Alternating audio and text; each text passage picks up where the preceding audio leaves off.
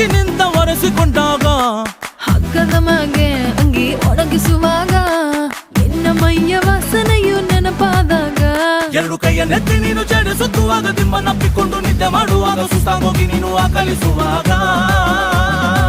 ಬತ್ತವಲ್ಲ feelings ಬಂದು ಬಂದು ಮುಚ್ಚಾಗ್ತಾವೆ feelings ಬತ್ತವಲ್ಲ feeling